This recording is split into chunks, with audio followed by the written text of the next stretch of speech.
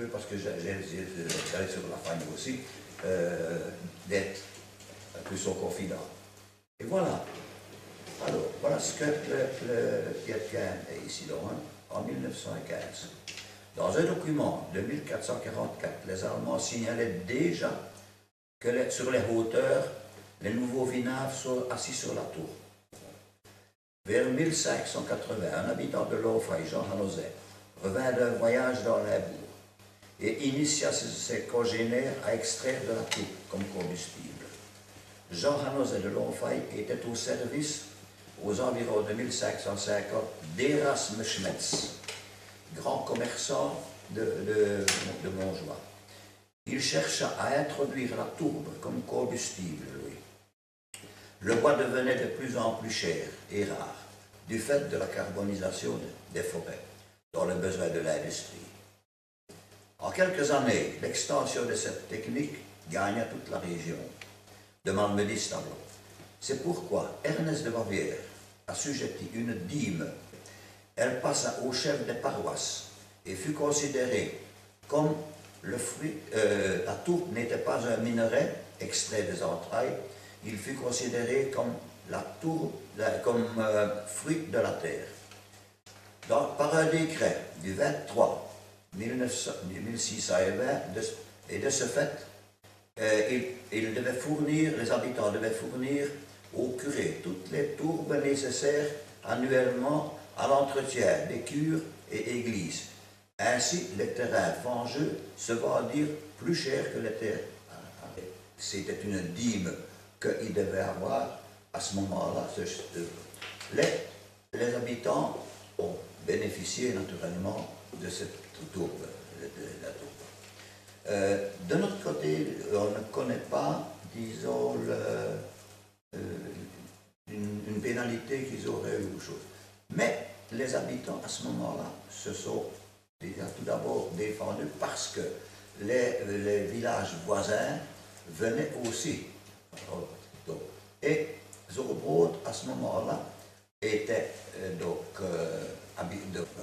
alors, ils se sont défendus et ils ont eu des procès avec Robertville, surtout avec Robertville, pour rester maîtres. Ils ont tout d'abord loué la faille entièrement. Zurbrod, les Zurbrodois, pour être maîtres. Seulement, dans ce contrat, ils ont laissé la porte ouverte aussi à ceux de Robertville qui pouvaient aller dans les plaques fosses. Voilà, et donc à ce moment-là, ils pouvaient. Mais au grand terrain, naturellement, c'était déjà les Zurbrodois. C'était un avantage qu'ils avaient sur les villages limitrophes, parce qu'ils étaient un peu jalousés de ça, parce qu'eux avaient la possibilité d'avoir des tourbes. En 1920 à 1828, ils ont fait un règlement, parce que là, chacun se prenait des libertés. Ils ont fait un règlement qui est toujours là. Vous aviez à ce moment-là 12 jours pour faire des tours, mais 5 étaient gratuites. 12 jours, mais dans quelle période de l'année? Toujours au printemps, c'est-à-dire qu'à la tourbière, il fallait aller avant le mois de mai, il fallait aller faire le nettoyage des parois. Ça a séché, il y a le gel, donc il y a une partie impropre. Ça, on faisait le nettoyage avant le 1er mai. On ne pouvait pas extraire des tours avant le 1er mai et après le 10 juillet. C'était un règlement qu'ils avaient instauré. Donc une douzaine de jours. Oui, entre ces deux dates. les 5 premiers jours étaient gratuits. Si on dépassait, il fallait entre 15 et 20 000 briques. Vous l'avez peut-être vu quelque part aussi, dans le tour. Je suis intervenu là-dedans, j'ai dit, ça c'est tout à fait un bon troufleur.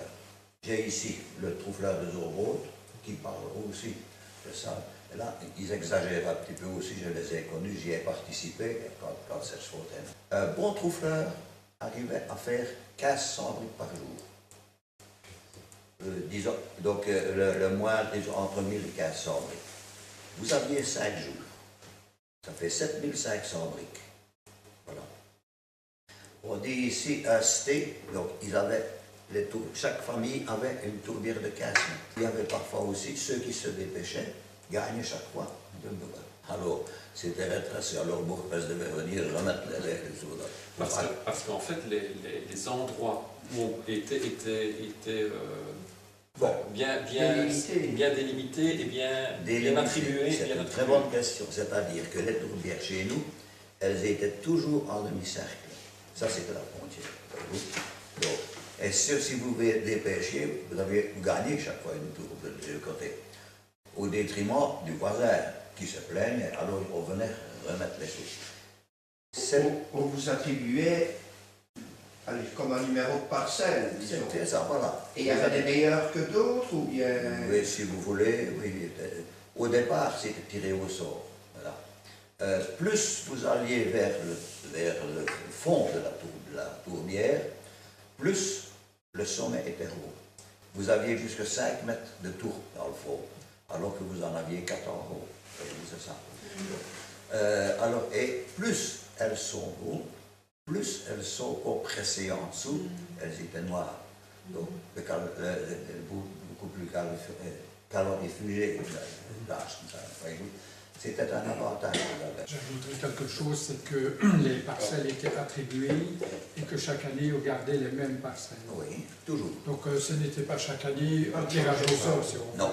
Donc chaque fois, on avait chaque famille avait sa parcelle. Et qui attribué? C'est-à-dire les communes, c'était les chefs du village. Ils se rencontraient pour d'autres choses comme avec les bergers.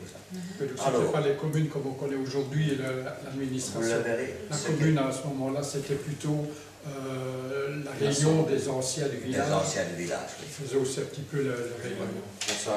Ça revient un peu à ce qu'on appelait autrefois les plaies. C'était des rencontres entre la communauté, les chefs des communautés, mais bon, ça remonte à l'ancien régime, où on pouvait décider, comme Willy disait, qui allait être berger, quand on allait pâturer, où on allait pâturer, régler éventuellement des conflits avec les communautés des autres villages. Mais c'est vrai que petit à petit, les communes telles que nous les connaissons aujourd'hui ont pris le pas, ont fini par faire disparaître ces assemblées de communautés, mais ça ne s'est pas fait du jour. Ça s'est fait jusqu'en 1870, qu'ils se sont autocontrôlés, si vous voulez. Après, ils ont remis ça à la commune. C'est devenu commune, malgré qu'ils doivent garder l'ordre, toujours aujourd'hui. Et donc il y avait cette attribution de Alors, zones, et on avançait en faisant à peu près 1500 briquettes oui, par jour. Oui. Ouais. Mais un sté, ça veut dire toujours l'entière sur 15 mètres, on pouvait faire 2000 briques. Donc, j'y ai participé, je n'ai jamais trouvé, moi j'allais à la bouette. Alors, ils disent, voilà, on pourrait, une bonne équipe pourrait faire 2000 briques. Ils étaient tributaires aussi de l'aide. Rarement les dames qui restent à la maison, des jeunes gens ou quand... Je voudrais poser une question, oui. Oui. Juste avant d'aller plus loin, vous parlez de briquettes, mais si on peut faire 1500 briquettes, est-ce qu'elles sont toutes toujours de même dimension? Elles sont obligatoirement de même dimension? Oui, toujours. Ah, attends, c'est un Toujours, standard. toujours. Donc c'était légalisé pratiquement, enfin c'était standard. Oui, La dimension des briquettes est tributaire De l'outil. De l'outil. Oui, de l'outil. D'accord, ça va. Alors, elles sont toujours en arc de cercle. Il faut qu'elles soient occupées chaque année. Parce que il y a la rigole qui est au fond, c'est là qui récolte. Autrement, ce serait, disons, un marécage. Donc, c'est ça la tourbière. Alors, si après 3 ans, il peut y avoir des décès, il peut y avoir des choses, n'est pas occupé, le chef du village, à ce moment-là, l'attribue à un autre. Vous perdiez ça. Il fallait absolument que, sinon, s'il n'avait pas le débit dans cette là, ou 3 ans, vous allez noyer l'autre. Hein, donc, ils avaient un règlement bien strict. Un détail, par exemple, ça c'est la façon de Zumbo. J'ai ici le petit livre de Jalhay. Jalhay, lui, il venait faire des tours près de Montréal. Et eux, c'est tout à fait différent. Ils rentraient chacun, ils avaient 15 mètres, mais ils rentraient de zéro, ils rentraient dans la tour. Donc, l'écoulement se faisait par l'arrière. Tandis que chez nous, c'était sur 500 mètres que vous aviez presque donc la tourbière, Il faut que l'écoulement devait se faire régulièrement. Ah, ça veut dire le cercle, ça c'était Zourbourg. C'était Oui, la Zourbourg. Ah, voilà. Oui, toujours, Ça, oui. voilà. Je parle de Zourbourg, de la famille Wallon. D'accord, Voilà. d'accord. Au pied du mur, il y avait je vais dire, un petit fossé. Et comme on voit à Drelot, le terrain penche, donc, naturellement. Et il fallait que ce petit fossé-là soit toujours entretenu dans toutes les fosses. Ouais. C'est ce qui permettait à l'eau de s'écouler. Voilà. Donc si une fosse n'était pas utilisée pendant 2-3 ans, le fossé n'était pas entretenu et ça créait des problèmes à tous ceux qui étaient là. Il y a une photo aérienne où on voit très bien, je pense, là, il y a une photo de la Brackfein, la Königliche Hochmoor, et il y a une partie qui a été exploitée. Et on voit effectivement les dessins, on voit encore les dessins des fosses d'extraction. Et c'est vrai que quand vous dites tous les deux ici qu'à Sobrod c'était Oui. circulaire, là sur ces photos-là, on voit plutôt des portions rectangulaires qui sont creusées. Donc c'est vraiment une technique. Après un an d'exploitation par je ne sais combien de personnes, il restait quand même de la taupe. Évidemment, Oui, puisque la c'était tourbière limité, l'extraction était limitée. est un amas, disons, alors, qui, On voyez-vous. ne vidait pas tout sur un an.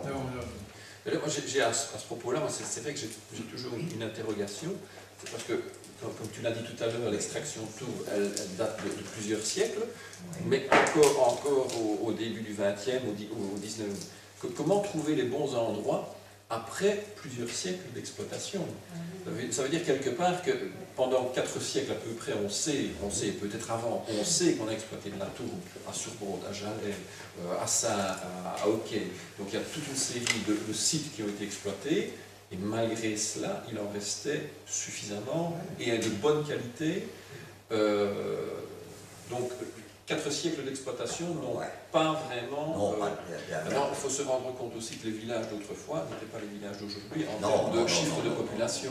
Donc on a par exemple des registres cadastraux qui font état de la population de Surbrod, il y a 200 personnes On au a coupé, XVIIIe siècle. on a coupé jusqu'au quand? Jusqu'à quelle année? 1960, alors, il y a eu un arrêt. Bon, je vais parler tout d'abord. Nous allons passer ceci, tourbière de Jalais. Vous verrez là comme il rentre dans le talus. Tandis que chez nous, c'était de haut en bas, toujours, disons, là où nous avions, dans le fond, jusqu'à 5 mètres de tour, on n'arrivait pas à faire. On enlève le gazon qui se met derrière la rigole. Où est à sec, planté à sec, là-dessus. Voilà. Alors, avec cette hauteur-là, il fallait le faire en palier. Et ça comptait, cette préparation-là comptait dans les jours qui étaient gratuits ou bien c'était... Oui. Donc il fallait se dépêcher. Ben, il faut, c'est-à-dire que c'était pas compris, la préparation n'était pas comprise. On y allait avant, la préparer, enlever ce qui n'était pas encore, qui était... Les herbes et les mousseaux dessus. Oui, il y avait, non, en gros c'était Ça faisait partie de la préparation. de la préparation, ça, que vous y alliez. Et là, il faut aussi savoir que on n'y allait que lorsque le temps servait. Voyez-vous, il faut vous dire que donc vous avez tranché derrière, oui, et vous prenez 5 briques qui sont gorgées d'eau. Le manche, c'est un trottoir. Et s'il pleut, au bout d'un certain temps, vous avez des crampes. Il faut que le manche reste sec. Donc on n'y allait pas quand il pleuvait. Mais quand le temps servait au mois d'avril, tout le village y allait. C'était rare quand il y allait tout seul. Il y en a qui restaient même sur place. On m'a posé la question, toujours comme ça quand on commence, les mouchettes. Oh là là, Vous oh là savez là. ce que c'est. Moi, je Alors, sais. elle dit comment est-ce qu'il résistait? Et j'avais cette photo des 2 anciens. C'était la petite pour vous mettre ici, que j'ai dit tantôt, qui est venue pour Géo Magazine, le plus grand illustré de France. Elle me dit, mais comment est-ce qu'il résistait? C'est une très bonne question. Regardez déjà comment ils sont habillés. Voilà, première chose.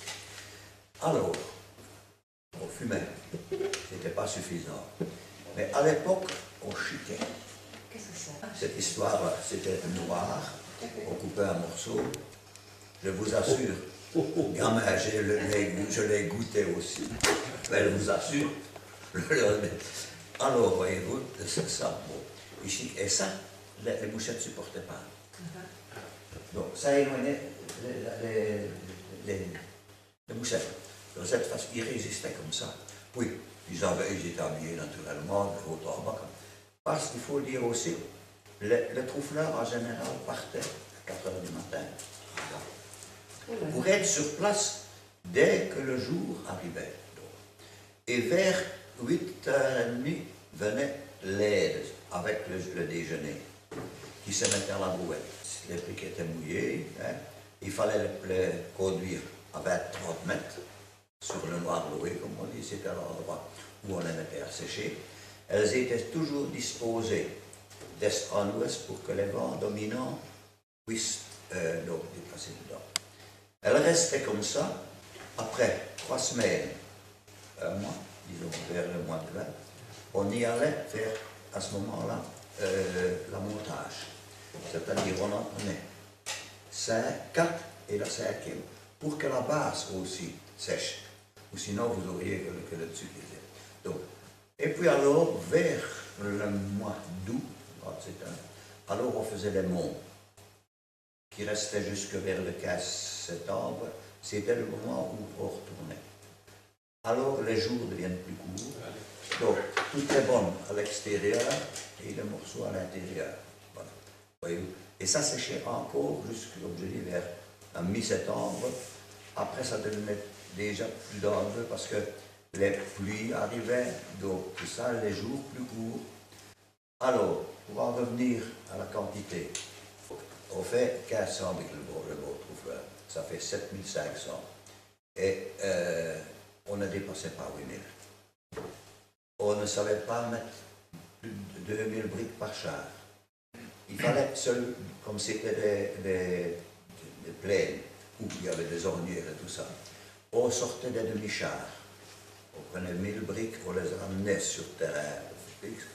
Ça faisait quand même 4 km entre les deux, voyez-vous. Et c'était avec des charrois. Tant qu'on a eu les bœufs, ça marchait très bien. Parce que les bœufs, ils s'enfoncent jusque-là avec les sabots fendus, ils s'en sauvent. Vers 1920, se sont amenés plus ou moins des chevaux, parce que c'était plus rapide, disons. Mais seulement le cheval, oui. Quand il s'enlise, il commence à et plus il chipote et plus il sabre. On y allait rarement avec les chevaux tout seul, pour les tirer dehors. Et là, seul, il se mettait à 2 ou 3 chevaux, il emmenait ça jusque sur le terrain sec.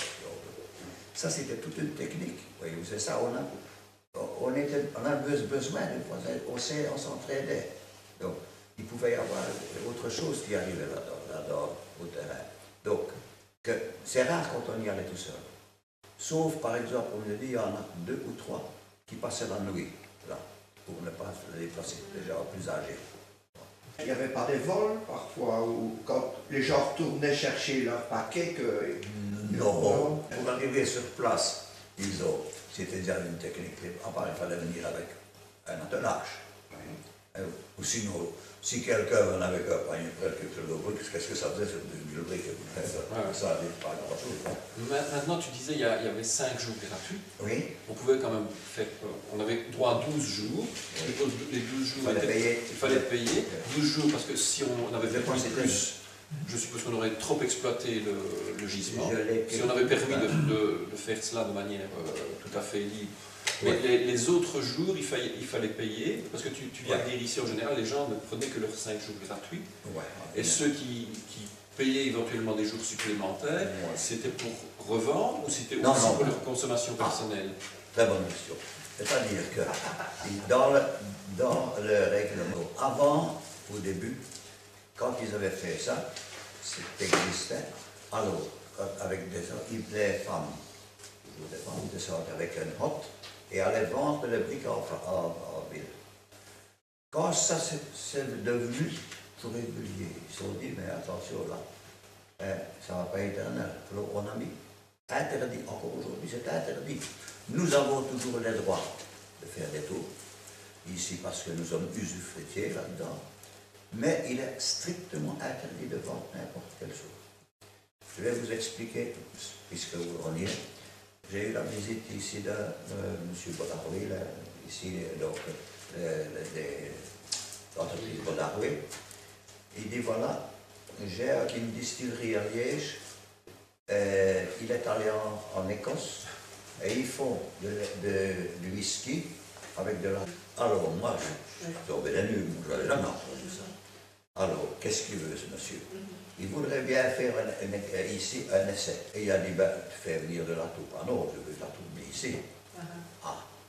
Alors il vient me demander, tout d'abord, je dis, dans la Fagne Wallonne, c'est une réserve, il y a le comité de gestion ne va pas accepter la moindre chose. Déjà qui nous surveille, déjà, parce que si nous attrapons pour voir quelque chose, on pourrait dire, nous, on reste dans le règlement. Il dit, il en faut beaucoup, 300 kilos, c'est bien arrivé. La deuxième chose, alors je dis, bon, c'est inutile, tout à fait inutile, je dis, hein. Si c'est pour un essai, cette année, il aura peut-être la possibilité de l'avoir gratuitement. Parce que nous avons, c'était prévu 5, exceptionnellement, 5 donc, démonstrations, qu'on fait une brouette, une bonne brouette comme ça, pour ne pas exagérer, parce que sinon, là où nous avons la tourbière, ce serait vite liquidé tout ça. Donc on n'en fait pas beaucoup. Ce produit-là reste sur place. Voilà. Il disparaît à la longue parce que celui qui vient reprendre une brique avec, pour montrer une chose. Mais ça, si tu es là, il pourra avoir une brouette, qu'à la ramasser, hein, c'est tout. Mais surtout, on ne peut pas vendre. Sinon, mais on nous surveille, il ne faut pas croire. Hein. Mais les journées supplémentaires étaient Peut-être que répondre à cette question. C'était cher. Est-ce que ça élevait le budget d'un ménage? Non, ils utilisaient les 5 jours parce qu'ils avaient besoin de tourbe pour se chauffer tout l'hiver. Pourquoi est-ce qu'ils ne prenaient pas plus de 5 jours? Parce que c'était des fermiers, c'était des agriculteurs. Il ne faut pas oublier que pendant les 5 jours, ils étaient en fagne. Ils ne faisaient plus rien dans leur exploitation agricole. Or, quand on sait qu'à cette époque-là, il n'y avait pas les machines actuelles, il fallait aussi entretenir le bétail, il fallait entretenir les terrains, donc ils devaient récupérer aussi le temps. Et les 7 à 8 000 briques suffisaient pour un ménage. Il ne faut pas oublier qu'à ce moment-là, dans les maisons, on ne chauffait qu'une pièce, parfois 2. Donc on avait besoin de beaucoup moins de tourbe qu'à ce moment-là qu'aujourd'hui. C'est-à-dire, c'est 7 000 ou 8 000 au maximum de briquets ont été chauffés la même année, ou est-ce qu'il faudrait encore plus pour chauffer Non, tout ça suffisait. Je me souviens que dans la maison de mon grand-père, il y avait toujours, à la fin de l'hiver, quand même une petite réserve de briquettes de tourbe. Donc ça veut dire qu'ils n'utilisaient pas le maximum. Ils devaient aussi un petit peu gérer le stock de briquettes. Alors, comment la tourbe, les briquets, étaient distribués aux familles? C'est-à-dire que chaque famille donc, avait 15 mètres de front. Ah, 15 mètres. 15 mètres. Chaque famille. Chaque famille. Alors, s'il y avait 2 personnes ou 10 personnes. Non, c'est-à-dire que c'était les familles. C'était pas famille. Et si vous connaissez, vous n'êtes pas dit, on appelait ça le terrain de l'eau de Lorraine, elle faisait près de 500 mètres de haut en bas. Oui. Elle était des 2 côtés. Oui. Je n'ai pas pris la liste avec parce que j'ai aussi tous les bénéficiaires de tourbières depuis le début. Donc voyez-vous, ça augmentait. Quand il y en avait 60, déjà c'était énorme. Hein. Il n'y avait pas seulement que le Vrelo, vous aviez aussi d'autres, par exemple il y en avait 5, mon beau-père, son grand-père, venait ici à la Béole, là il y en avait 5. qui était là, voyez-vous. Elle n'était pas aussi haute et elle n'était pas en demi-cercle. Combien de briquets sont pour nous? Alors, et qui nous les distribue, qui nous les permet? Alors, comment ça marchait? 5 jours. Pardon? 5 jours gratuits. Oui, Donc, alors, chaque famille avait une fosse. C'est la famille elle-même qui allait. C'est la famille elle-même qui devait Y aller. y aller, Ah, qui devait... pendant les jours gratuits. Oui. ah oui, oui, oui. Ah. Elle, Qui ils, devait étaient- faire les tours, ils se contrôlaient l'un l'autre, savez vous. Hein, Voilà. voilà. Voilà. Et s'il y a une famille avec 10 personnes, alors avec des enfants? Parce que je sais bien, dans le cours naturaliste, par exemple à Ternel, on a toujours dit la grandeur d'une tourbière Voilà. dépendait de la grandeur d'une Oui, il y a famille. plus ça. Donc quand il y avait Non, 15 enfants, par Alors, c'était exemple, comment? non. c'est pas Je veux c'est bien pas vrai. La plupart, ben, c'était presque, Merci. pas sûr, presque de la même chose. Vous aviez, à la cuisine, vous aviez une cuisinière, et de l'autre côté, dans la bonne chambre, en général, vous aviez un poêle qui se chargeait par la cuisine.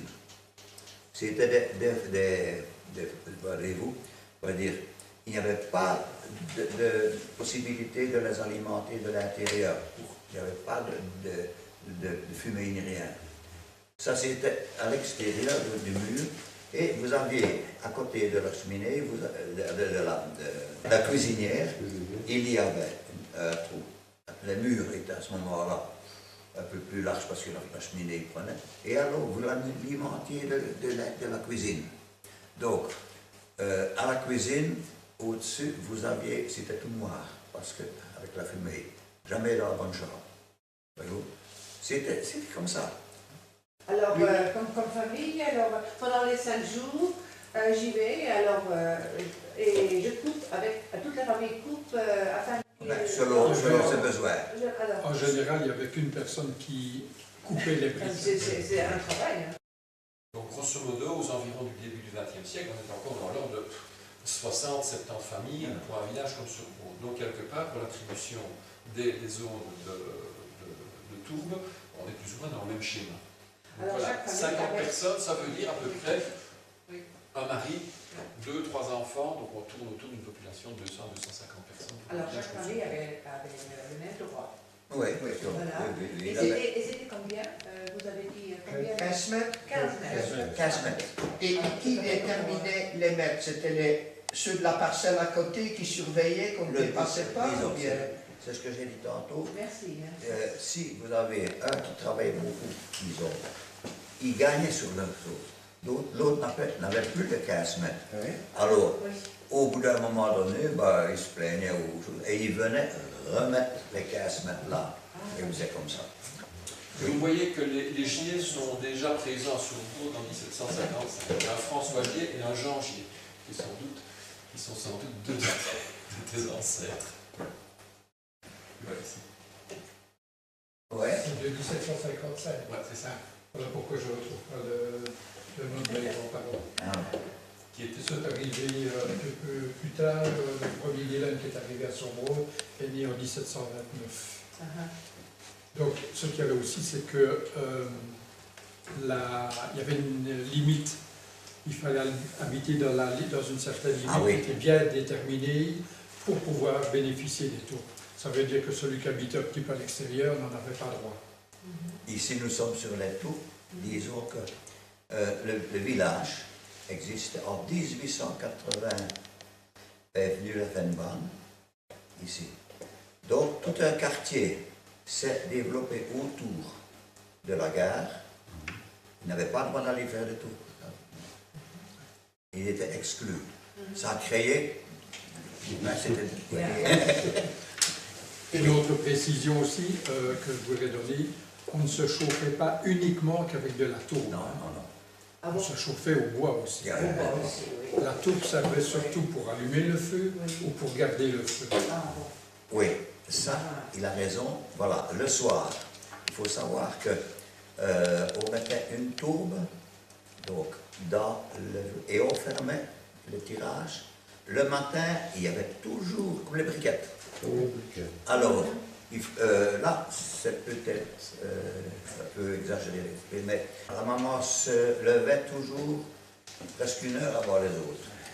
Donc, elle faisait le feu, il y avait de l'eau chaude et tout, parce que le mari allait travailler d'habitude.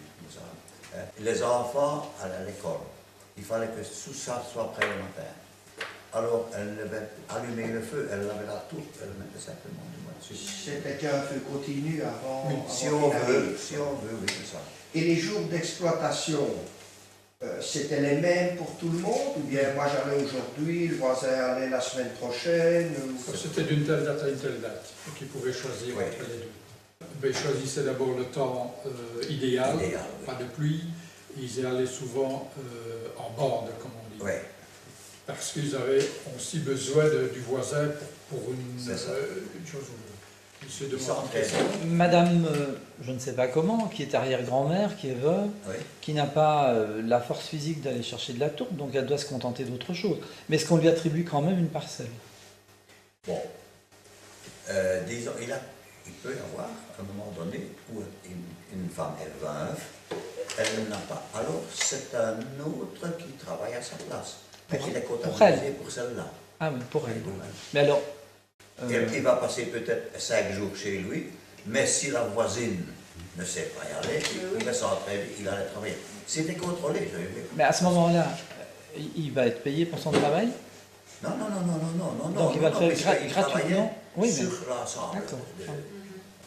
En fait, il y a une certaine forme d'entraide dans la Solidarité. au sein de la Oui, solidarité oui. au sein de la communauté villageoise. Beaucoup plus. On ne laisse pas une vieille dame ou un vieux monsieur sans chauffage parce qu'il n'a plus Il y a d'info. aussi la maladie qui peut avoir que le trouffleur peut tomber malade, c'est eux autres qui vont, parents ou ben, le voisin, tout ça comme ça. Ok. Et jusqu'à quand c'était permis de couper la tour? Jusqu'au C'était 10 juillet. jusqu'à la fin de la dernière guerre ou c'est... En quelle année? Quelle année? Ils ont toujours le droit maintenant, je pense. Oui, oui, Les oui, habitants, oui, ils sont on a toujours- gardé le droit. Oui, mais c'est seulement vous. Mais pour la plupart, alors, Ah, il faut être- en général, alors, Ah, il pour faut la être- gén- Faut être des en euros. général, c'était... On a arrêté On a vraiment arrêté. l'exploitation, je veux dire, en ligne Oui. et de toutes les familles début des années 60. Oui. Ah, Et là, naturellement, ce n'est plus si nécessaire pour revenir. On n'avait que ça. Vers 1900, disons, 1890, ben, on a eu la FUNBAM est venue. Il a fallu quand même presque une vingtaine. Vers les années 1920, ils se sont fournis aussi en charbon. On avait les charbons et les briquettes, voyez-vous. Mais c'était plus onéreux que d'avoir de la tourte qui est gratuite normalement, sauf le travail. Hein. Alors, c'est vers ces moments-là où aussi les chevaux sont arrivés parce qu'ils travaillaient plus vite, mais ils n'étaient pas adaptés pour aller en famille. Or, la raison pour laquelle ici on a arrêté plus ou moins vers 60, c'est que jusqu'en 1940, il n'y avait pas un seul tracteur dans le village. Après la guerre, sont venus des petits tracteurs qui ne sont pas adaptés pour avoir plus, voyez-vous. Alors là, ils prenaient des tracteurs qui allaient plus vite et tout ça, mais pour aller en fagne, ils s'embourbaient, tout ça, donc on a arrêté. Il n'y avait plus que ceux qui normalement avaient un charroi adapté qui pouvaient aller en fagne. Ça, c'est la raison pour laquelle on a laissé tomber ça. Lorsqu'on sortait un char de tourbe, en général, le chef de famille, qui était un expert un peu de la fagne, marchait devant. Il expliquait à celui qui conduisait le cheval un peu plus à gauche, un peu plus à droite. Donc il examinait le terrain pour ne pas que tout le monde aille dans le même sillon, qui alors on choisissait et ainsi de suite. Donc c'était souvent les chefs de famille, donc des personnes plus anciennes, qui avaient l'expérience aussi de la fagne, qui conduisaient le charroi en devant, jusqu'à ce qu'on vienne sur un début du terrain dur. Je me sens un peu gêné, disons, d'être ici à cette place-ci parce que là devrait être quelqu'un que je ne pourrais l'oublier. Vous avez peut-être connu tous Bronowski. Oui. C'était un génie. Monowski, s'il était ici, il va vous tenir toute l'explication. Il avait le baratin, il avait tout, mais il m'a donné beaucoup de renseignements aussi. Alors, avec lui, il avait pris un pied à terre à Zorbo, après la guerre. C'est-à-dire qu'il allait avec les posettes qu'il avait été, il est allé faire des tours. Et quand il leur expliquait, voilà, la tour, oui, c'est pas seulement un tas, le contenu de ça. J'ai parlé des deux plus anciens que vous avez vu tantôt dans la comme mes voisins.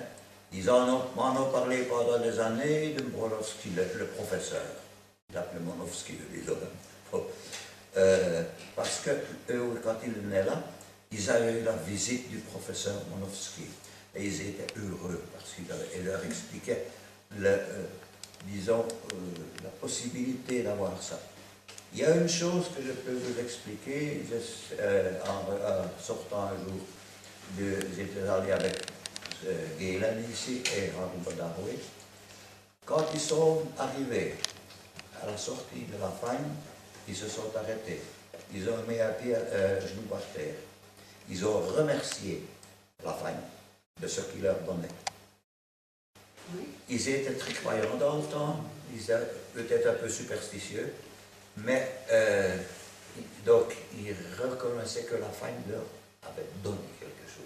Il n'y avait pas que la tourbe, il y avait aussi les animaux qui allaient, donc les vaches, les génisses en fait. Les génisses, les moutons, ils allaient chercher les baies qui n'ont pas, parce qu'à jour vous pouvez toujours aller chercher un pommier, je ne sais pas s'il y en a.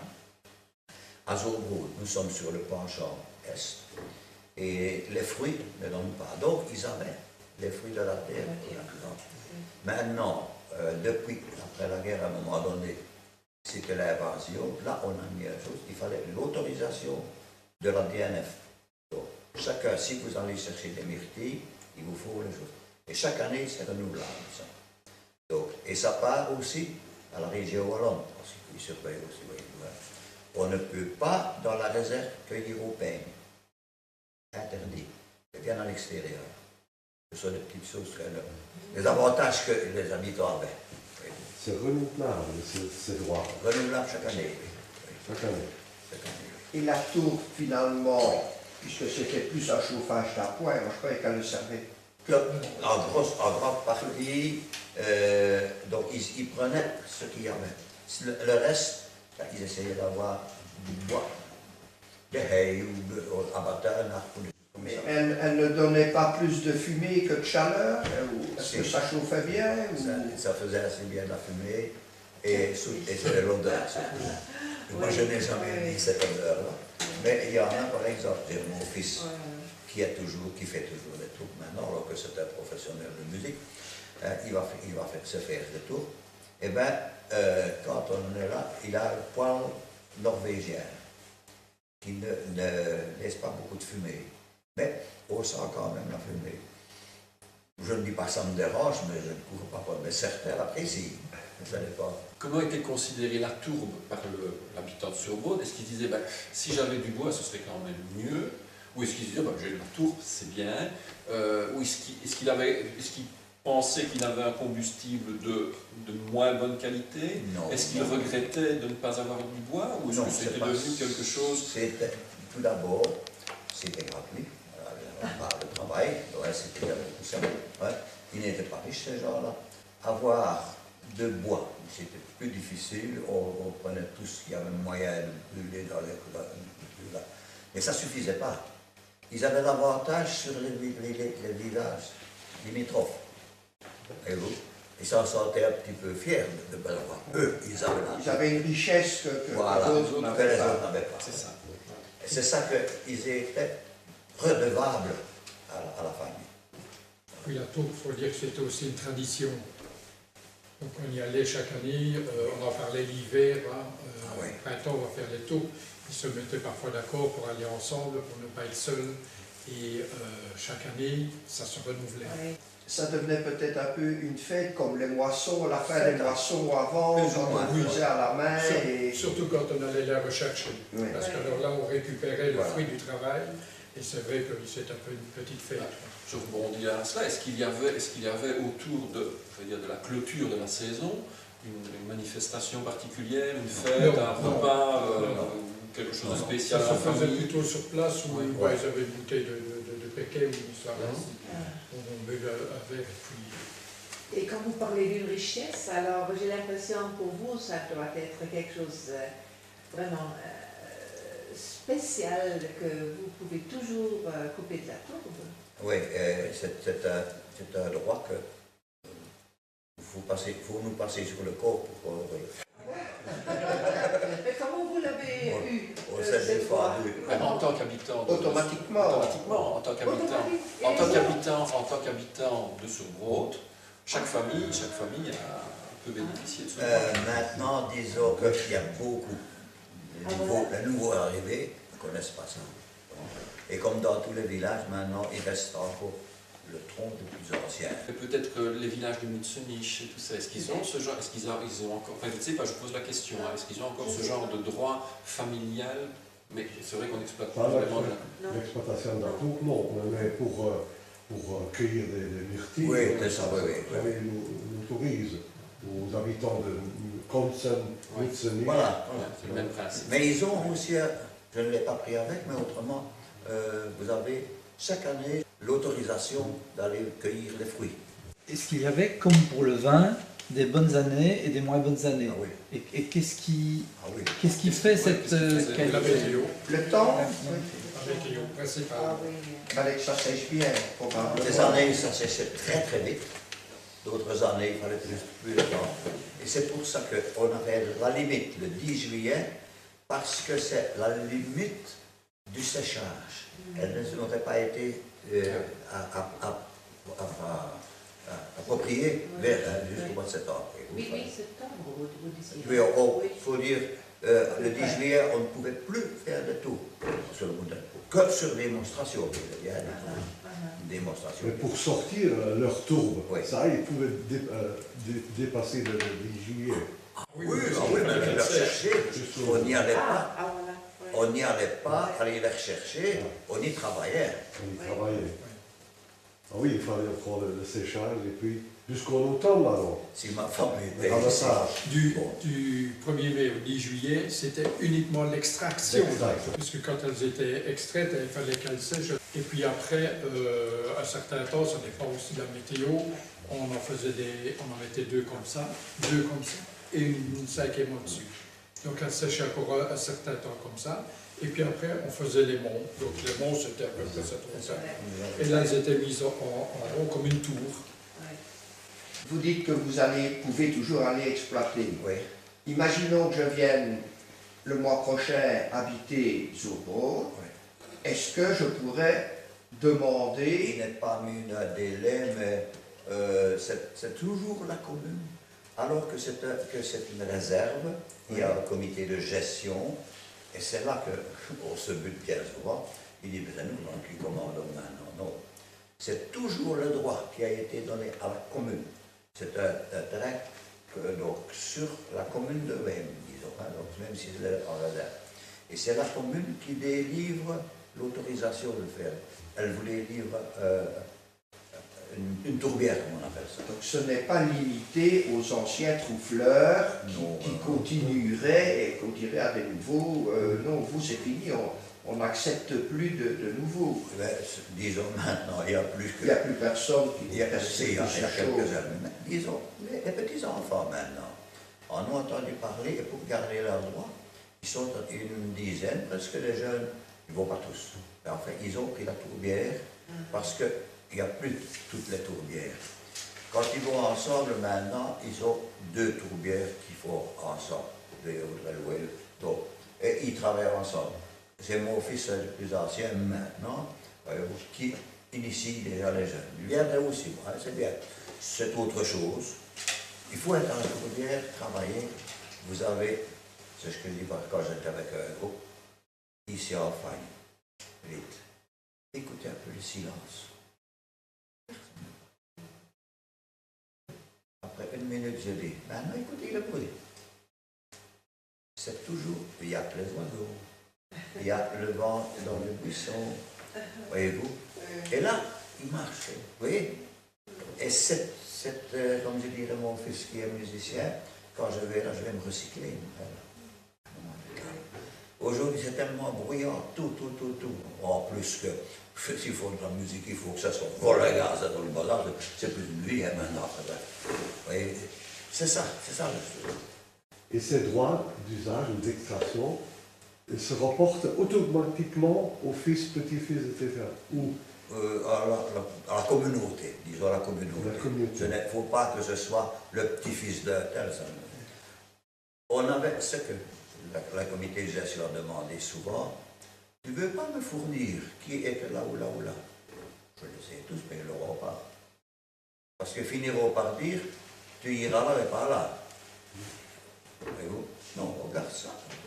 Là où on enlevait les trucs dans le regard et tout ça, il restait quand même de la poussière. Ça, on le servait pour litière, pour le mettre sur les vaches. J'en parlerai après sur l'extraction industrielle. Hein. Ceci, ce que nous parlons maintenant, c'est l'extraction familiale. Et donc, dans le livre aussi, je vois ici, ma petite fille est allée en Irlande. Il y a 3-4 personnes qui vont aussi faire les tours. Le lot de l'eau, j'ai étonné dans l'eau. Elle dit on en fait en Suède aussi beaucoup. Donc, quelqu'un a d'autres outils. On n'a pas tous la même façon de travailler. Comme ici à Jalais, ce n'était pas. Ils ont les mêmes outils que nous, mais ils le font d'une autre façon. Peu nombreux, disons, à continuer. Il ne s'est jamais créé, je ne sais pas moi, une association, ou bien une confrérie, ou que sais-je, non. Ah, ce qu'il y a, ici nous avons le GAPS, Groupe Animation Promotion, qui s'est constitué il y a 20 ans déjà. Ça. Au moment où on a instauré les guides auxiliaires. Parce que les guides auxiliaires, bon, ils étaient formés, enfin. On leur donnait un droit, ils se prenaient tous les droits. Comme ça. Alors il y a eu des heurts. Comme ça. À ce moment-là, on a dit à nos camarades, ça ne va pas comme ça. Et on a recherché exactement les droits qu'il y avait.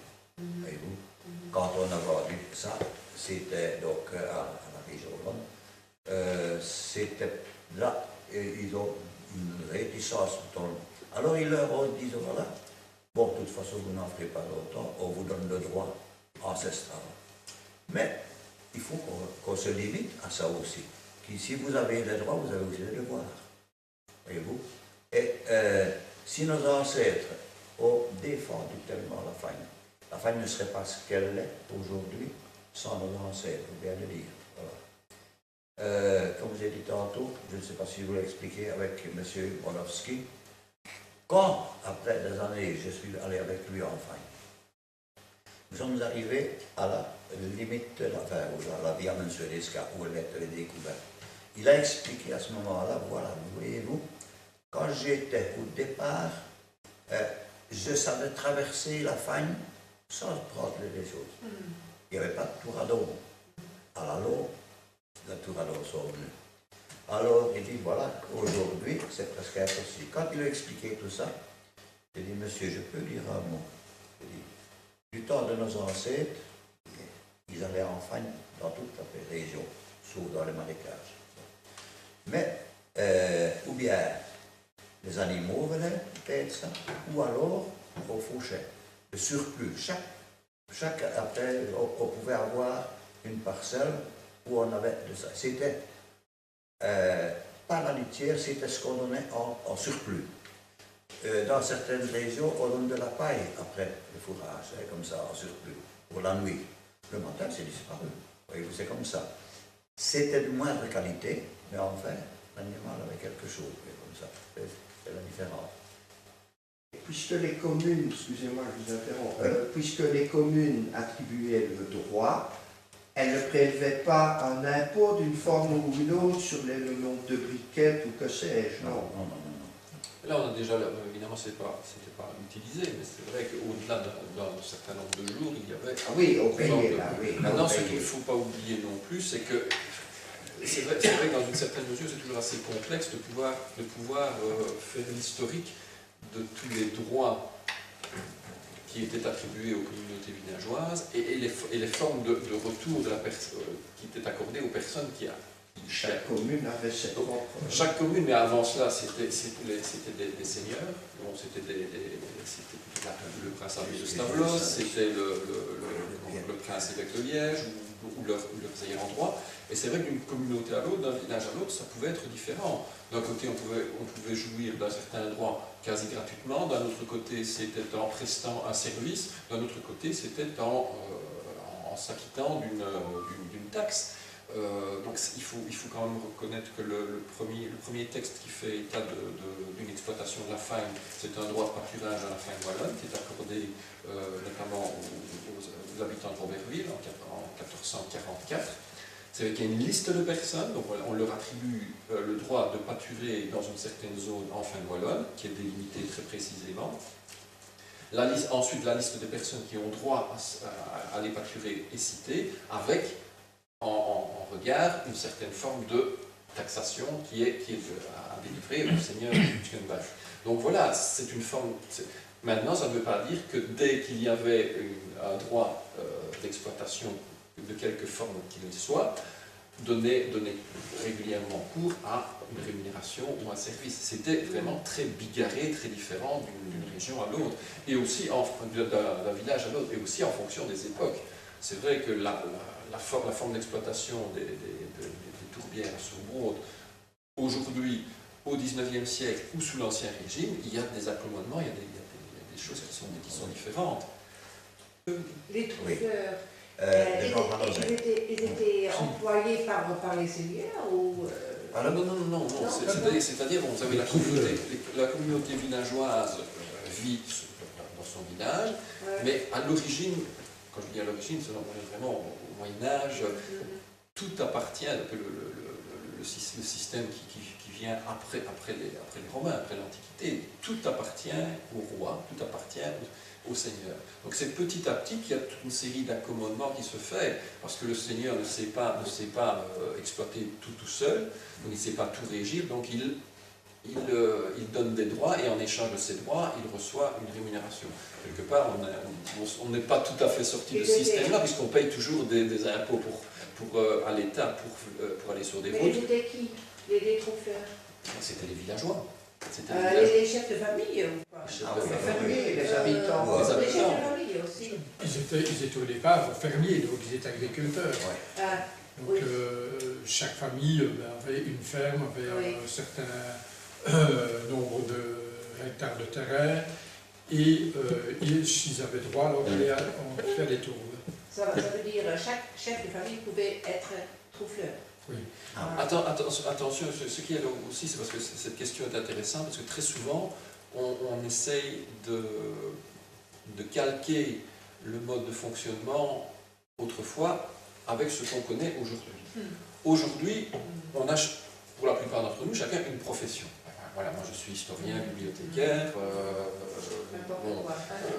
ici je ne sais pas, voilà, une profession bien particulière, une profession bien particulière. Autrefois, dans un village, bon, si même dans les documents fiscaux, on a sur laboureur, cultivateur, il faut se dire que, bon, un cultivateur, oui, il travaille du printemps jusqu'à la fin de l'automne, donc ça veut dire que pendant les mois d'hiver, il ne fait rien du tout. Non, ça veut dire quelque part qu'on est laboureur, mais on est aussi cordonnier, parce qu'on prépare soi-même ses chaussures, on est boulanger, parce qu'on fait soi-même son pain, alors il arrive qu'on en fasse un peu plus pour d'autres, donc on en fait un peu son commerce, et puis on est tisserand, donc ça veut dire que les occupations des gens dans les villages, ils sont multifonctions. Oui, donc, autrement dit, on peut être troufleur, pendant 5 jours, 10 jours pendant l'année. On est cultivateur à un autre moment de l'année parce que c'est le moment des moissons. Et puis, on est menuisier en hiver parce qu'on doit construire une maison. Mais je me demande qui décide. Chaque famille y allait. Je pense bien que c'est ça. Parce que chaque famille avait besoin de... Chaque famille avait besoin.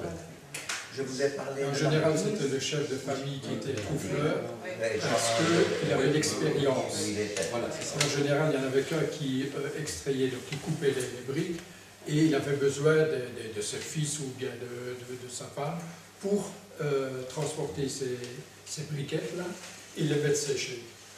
Donc ça ne servait rien d'en avoir 5 en train de couper, il n'y avait personne pour faire le travail en arrière. Les trous-fleurs avaient été des professeurs qui faisaient que ça. Ça, pour- c'est projeté justement Pour d'autres familles aussi. la spécialisation. Vous savez qu'il y a des spécialisations dans les villes autrefois. Hein. On a ce qu'on appelle les gildes de marchands ou de bouchers. Donc ça c'est plus spécifique aux villes.